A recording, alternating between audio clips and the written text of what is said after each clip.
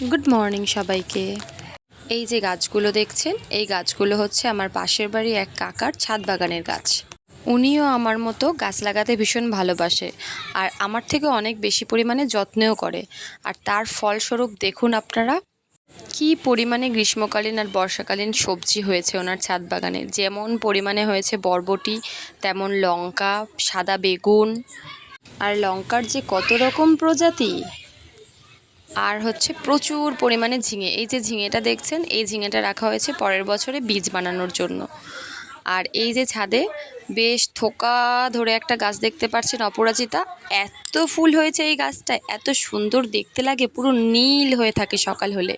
আর এই যে দেখুন ঝিঙে গাছগুলো ছাদ থেকে নিচের দিকে ঝুলে ঝুলে পড়েছে, এত পরিমাণে ঝিঙে হয়েছে।